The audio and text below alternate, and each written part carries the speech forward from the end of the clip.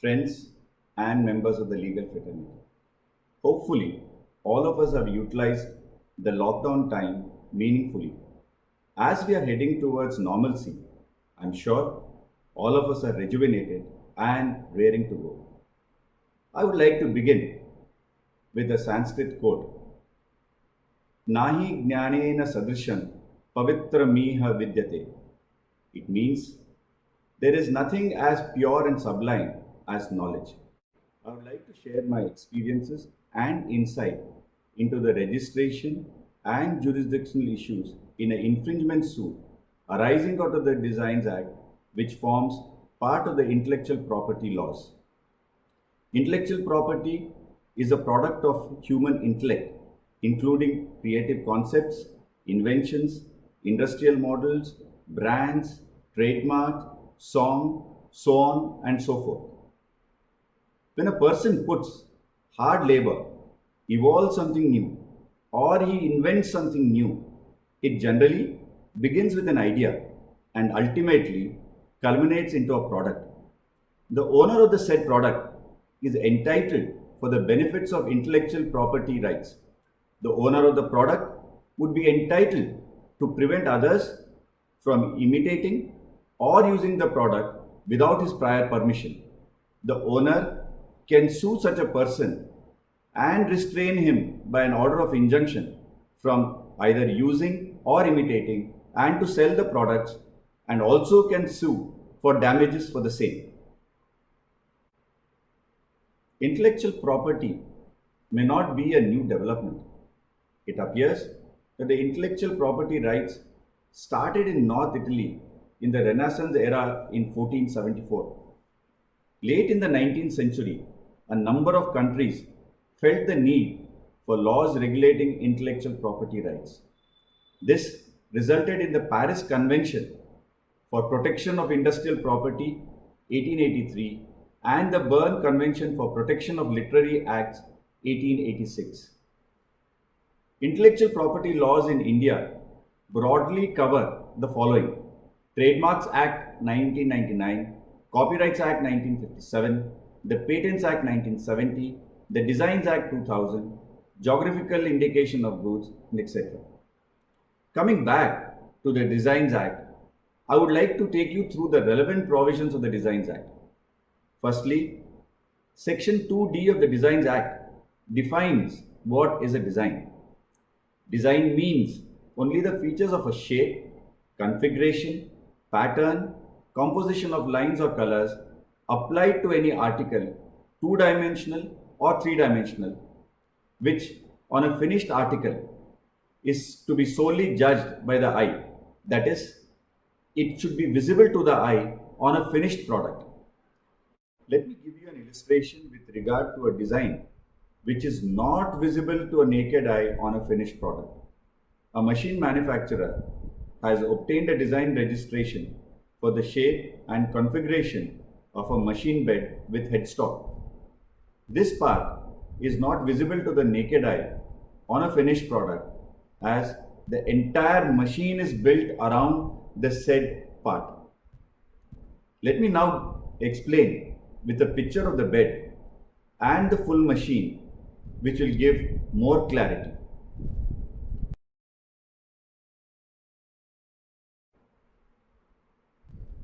The picture on the left shows that a design registration has been obtained for a part of a machine. The picture on the right shows the finished product, where obviously the registered design is not visible to the naked eye on the finished product. A more relatable example would be, now for instance, if you want to register the shape of the engine of a car engine under the Designs Act, in my view, you cannot apply for registration of the shape of the car engine, as the shape of the car engine would not be visible on the finished product to the naked eye. Moving on, Section 4 of the Designs Act states that certain designs are prohibited from registration where the same is neither new or original, or has been disclosed to the public anywhere in India or in different countries, or it has been published, or it has been brought into the public domain, or it is not significantly distinguishable from any known design or combination of known designs, the same cannot be registered. The section can be explained with the example where the design is visible to the eye, but there is no novelty and there is prior art. Carlsberg Breweries, Tuborg brand versus Sohm Distilleries and Breweries, brand Hunter. The registered design of the bottle of the plaintiff and the bottle of the defendant is given.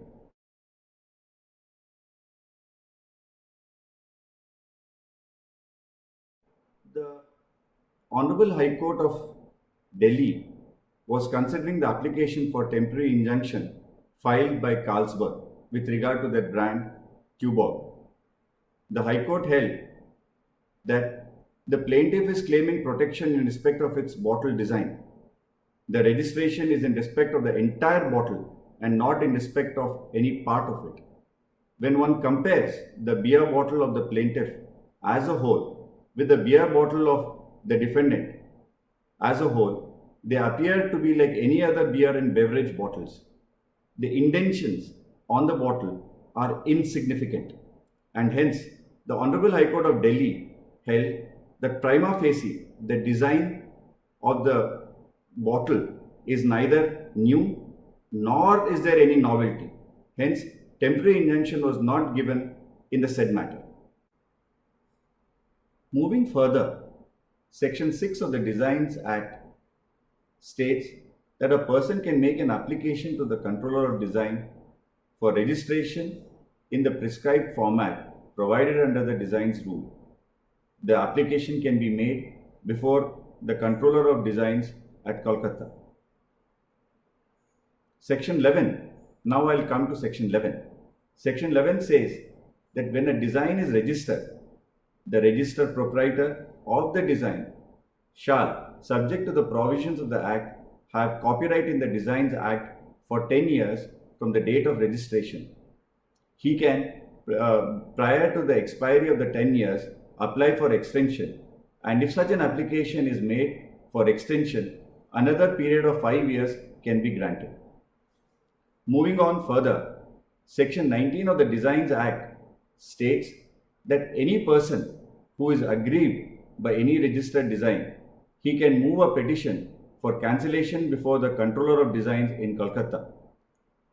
The person who moves the cancellation application can take up the ground that the design was previously registered in India, or that it has been published, it has been brought to in the public domain, it is neither new nor original, there is no novelty, and that there is sufficient prior art to show that the said design could not have been registered at all.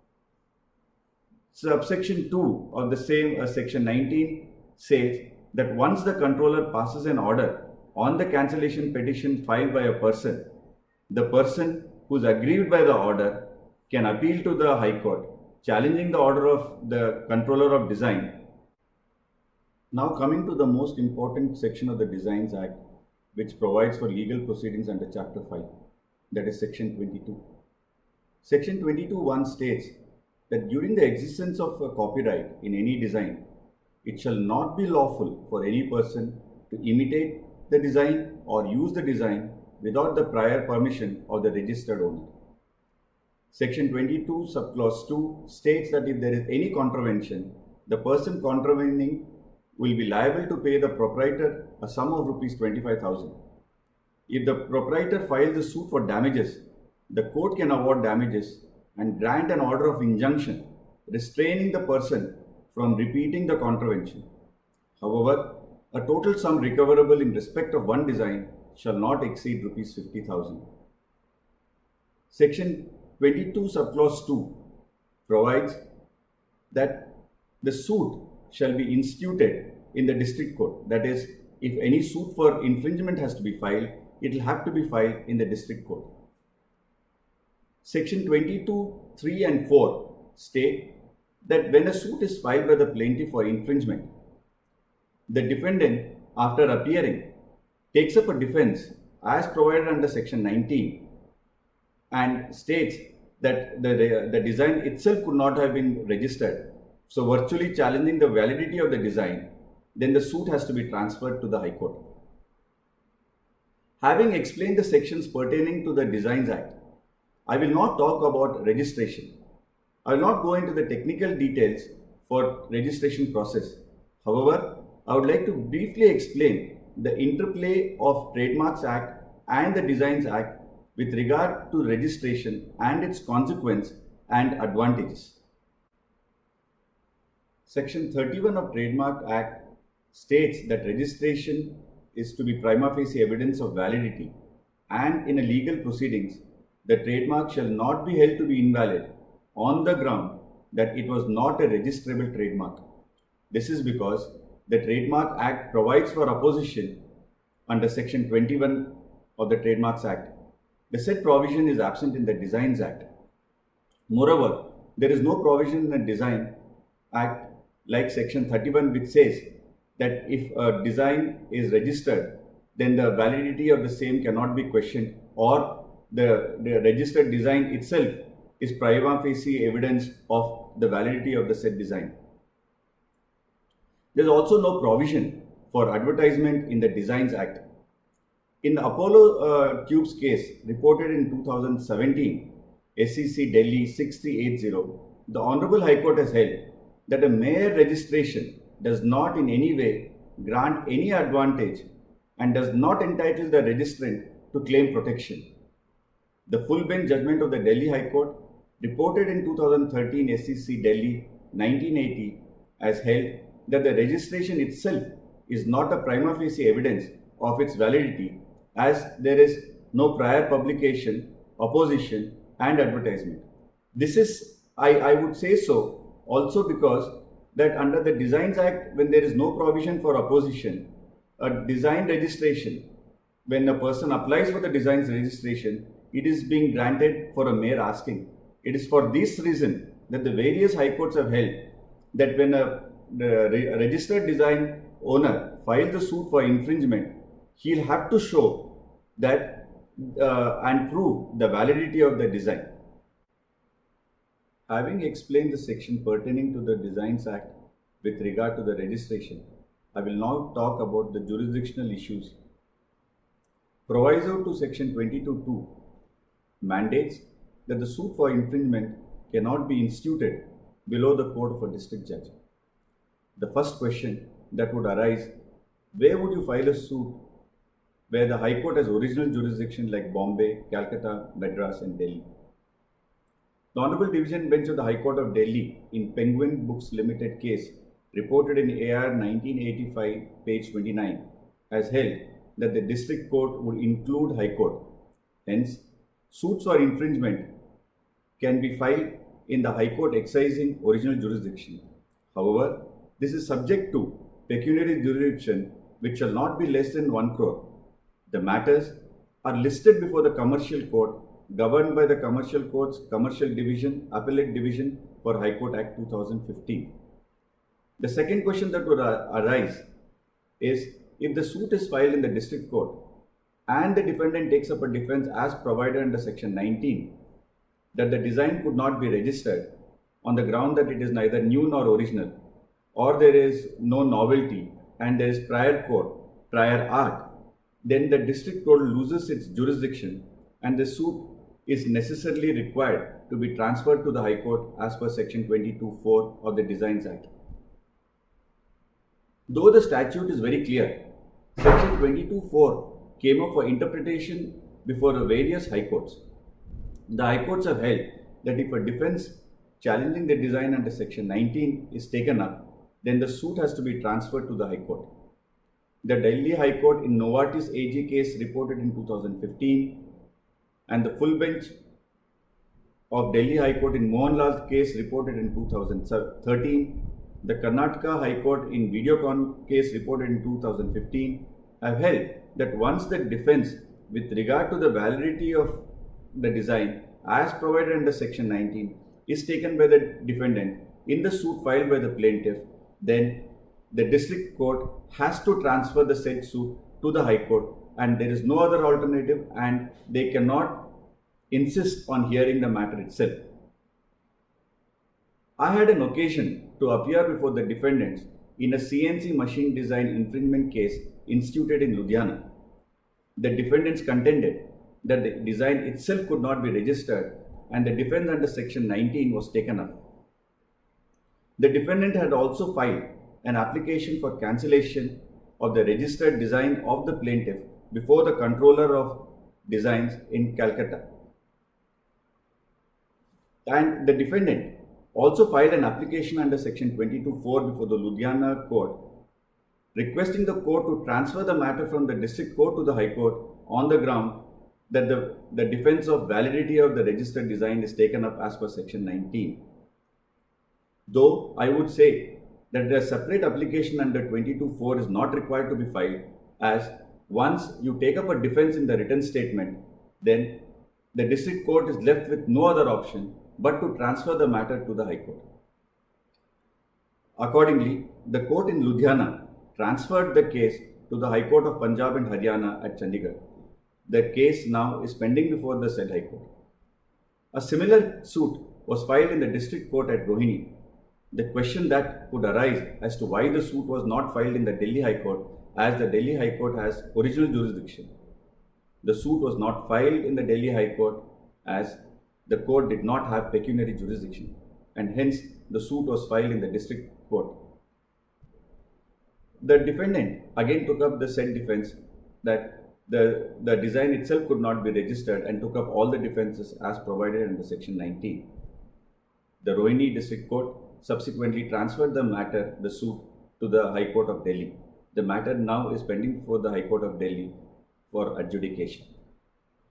An interesting question that arises in both the cases pending before the High Court of Punjab and Haryana and the Delhi High Court is, who should decide whether the design could have been registered or not? Is it the High Court or the controller? Interestingly, section 19 of the Designs Act 2000 provides for filing cancellation petition before the controller. The cancellation petition is pending before the controller. On the other hand, section 22(3) of the Designs Act provides that the defendant can avail the defense as available under section 19, and once the decree is passed by the High Court, a copy of the decree shall be sent to the Controller of Designs Kolkata, and the said controller shall make an entry in the register. This means that in a suit for infringement filed by the plaintiff, when the defendant takes up a defense that the design itself could not have been registered and takes up the defense as provided in the section 19, which has been explained above, then the High Court would decide as to whether the design itself could have been registered or not. In a cancellation petition filed under section 19, the Controller of Design has the jurisdiction to look into the validity of the design and pass an order allowing the application for cancellation or dismissing the same. In my view, this would indicate that both the High Court and the Controller have the power to decide as to whether the design could have been registered at all. To solve this conundrum, it would be interesting to look into the old Designs Act of 1911 and the present Act of 2000. Section 51A of the 1911 Act allowed a person to move for cancellation before the High Court directly. Section 19 of the 2000 Act provides for filing the cancellation petition of the registered design before the Controller of Designs Kolkata, and subsection 2 provides that a person who is aggrieved by the order passed by the Controller of Designs Kolkata can file an appeal to the High Court under section 19(2). This would indicate that the High Court exercises appellate jurisdiction. Interestingly, a matter came up before the Honorable Supreme Court in Godrej Sara League, reported in 2010. In the said case, the Honorable Supreme Court was required to answer as to whether the Delhi High Court had the jurisdiction to entertain the appeal against the order passed by the Controller of Designs at Kolkata. The Delhi High Court had held that the appeals were maintainable and it had the jurisdiction to entertain the same. The Honorable Supreme Court held that since the cancellation petitions were filed before the Controller of Designs in Kolkata, it is the Calcutta High Court which would have the jurisdiction to entertain and decide the appeal. The Honorable Supreme Court also held that since the parties were from Kolkata, the cause of action arose in Kolkata and hence the Kolkata High Court would have the jurisdiction. However, the Honorable Supreme Court, while dealing with Section 51A of the old Act, which states that the High Court has original jurisdiction to decide the cancellation petition, and under Section 19 of the new Act, gives exclusive jurisdiction to the controller. The Supreme Court held that it is the controller of design who has to decide the cancellation petition. However, no law has been laid down with regard to the same, and since there is no authoritative pronouncement as yet on the issue, the confusion persists. I am of the view that since Section 51A of the Designs Act of 1911 provided for exclusive jurisdiction to the High Court to decide the cancellation petition, and the Designs Act of 2000 has deliberately given the exclusive jurisdiction to the controller and an appeal challenging the said order to the High Court. In a suit for infringement, if a defense of validity of the registered design is taken up and a cancellation petition is also filed before the controller, then in my humble view, the High Court should wait for the decision of the controller and then decide the issue of infringement and passing off. The object of giving the jurisdiction to the controller, in my view, is because the issues involved are highly technical in nature, and the controller, who is an expert in the said field, is better suited to decide the cancellation petition. The High Court would also have the benefit of an order to decide the appeal preferred by the person who is aggrieved by the said order.